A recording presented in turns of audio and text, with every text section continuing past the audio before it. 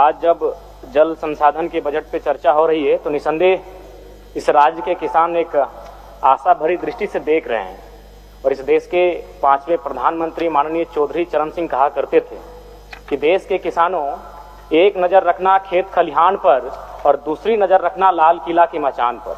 लाल किला की मचान का आशय है देश की संसद और राज्य की विधानमंडल से, और उस विधानमंडल में या देश की संसद में जब कृषि संबंधित बजट प्रस्तुत किया जाएगा तो उस समय विशेष नज़र रखने की आवश्यकता है। और अध्यक्ष महोदय, अगर मैं बात करूं झारखंड में, अगर कृषि योग्य भूमि की बात की जाए तो यह लगभग 30 लाख हेक्टेयर के आसपास है, लेकिन इनमें से कृषि होता है मात्र 18.5 हेक्टेयर भूमि पर, 18.5 लाख। और इसमें सिंचाई की अगर व्यवस्था की बात करें तो मात्र 2 लाख हेक्टेयर पर सिंचाई की व्यवस्था है, यानी 9%।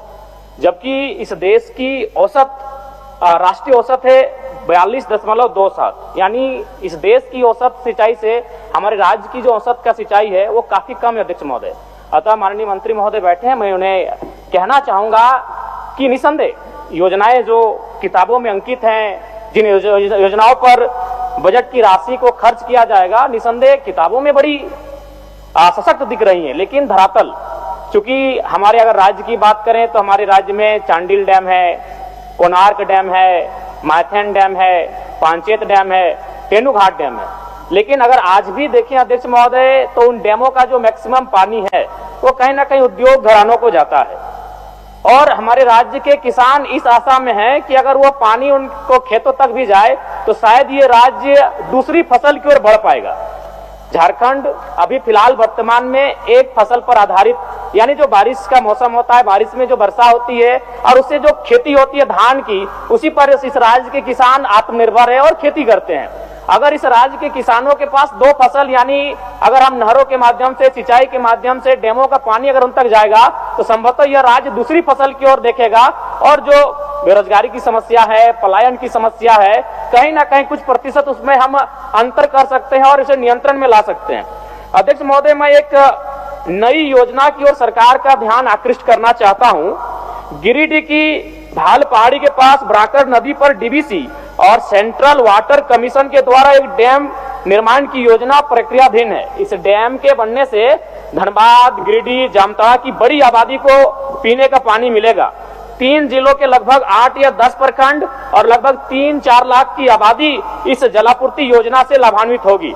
इनमें गिरिडीह जिला के पीरटांड, डुमरी, गिरिडीह सदर तथा गांडे प्रखंड, धनबाद जिला में टुंडी, निरसा तथा जामताड़ा जिला में नारायणपुर और जामताड़ा शहर में पानी का सप्लाई मिल पाएगा। मैं आपके माध्यम से सरकार को और विभागीय मंत्री जी से कहना चाहूंगा कि डीवीसी को, इस परियोजना को जल्द प्रारंभ करने के लिए राज्य सरकार को पहल करनी चाहिए, प्रयास करनी चाहिए। अध्यक्ष महोदय, जब कोई भी योजना आती है तो उस योजना के लिए जमीन का अधिग्रहण होता है, और उन योजनाओं में सिंचाई संसाधनों को विकसित करने में जो मूल समस्या है वो विस्थापन है। चांडिल के विस्थापित आज भी आंदोलनरत है, विशुनगढ़ ब्लॉक में जो कोणार्क डैम है वहां के विस्थापित भी आज भी आंदोलनरत है। धनबाद से आता हूं, अरूप भैया भी बैठे हैं, माइथन और पंचायत के जो विस्थापित हैं वो भी आज भी आंदोलनरत हैं। तो हमें लगता है कि उन विस्थापितों की समस्या का समाधान करने की दिशा में भी सरकार को पहल करनी चाहिए, जिन विस्थापितों की जमीन पर बहुउद्देशीय डैमों का निर्माण किया गया है। और एक महत्वपूर्ण बात अध्यक्ष महोदय, जितने भी डैम है जिनके माध्यम से हम लोग सिंचाई के लिए तैयार कर रहे हैं, वो डैम इस राज्य के बनने से पूर्व के हैं। झारखंड राज्य बनने के बाद इस राज्य में एक भी नए डैम का निर्माण नहीं किया गया है। अतः मैं सरकार को संज्ञान देना चाहूंगा, चूंकि कृषि को उन्नत बनाए बिना इस राज्य के उन्नत की कल्पना नहीं कर सकते हैं। अतः हमें इस राज्य को नए डैमों के निर्माण की ओर बढ़ना चाहिए, और वो डैमों का पानी ज्यादा से ज्यादा कृषि के लिए इस्तेमाल में आ सके। मैं ये आपके माध्यम से सरकार को और विभागीय मंत्री को ध्यान आकृष्ट करना चाहता हूं। और सबसे महत्वपूर्ण बात है अध्यक्ष महोदय, 30 सेकंड दे दिया जाए, 30 सेकंड खत्म कर लेंगे। चलिए बोल लीजिए। सबसे महत्वपूर्ण है कि कोई भी योजना मंत्री महोदय का नेतृत्व है, लेकिन अगर नियत नहीं रहेगी तो किसी भी योजना को हम लोग तैयार नहीं कर पाएंगे। उसका उदाहरण है 1977 में 129 करोड़ रुपए की लागत से शुरू हुई स्वर्ण रेखा बहुउद्देशीय परियोजना अब 15,000 करोड़ रुपए में पूरी होगी। 1982 में 26 करोड़, मात्र 26 करोड़ से शुरू हुई पुनासी जलाशय परियोजना 37 वर्षों के सफर के बाद 800 करोड़ रुपए तक पहुंच गई है। 1985 में 25 करोड़ रुपए की लागत से शुरू किया गया कार्य आज 125 करोड़ से अधिक तक पहुंच गया है। इसलिए मेरा कहना है अध्यक्ष महोदय, समय अवधि में निर्माण कार्य और योजना की जो प्रक्रिया है उसका निष्पादन हो। धन्यवाद अध्यक्ष महोदय। अगर आप देश के किसी भी कोने में रहते हैं, अगर आप पटना आना चाहते हैं और घर जैसे रहने और खाने का आनंद लेना चाहते हैं तो एक बार जरूर आए होटल डायमंड इन। संपर्क करें 9572759746, 9031859981, 0612400153।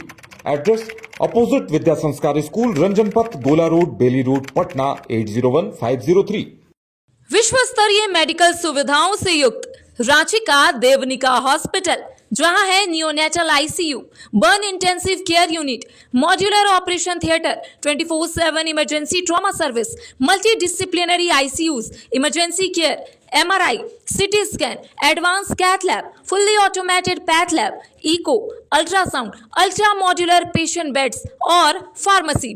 देवनिका हॉस्पिटल एंड रिसर्च सेंटर, किफायती दर पर विश्व स्तरीय इलाज, ancillary chowk, Tupudana industrial area, Ranchi.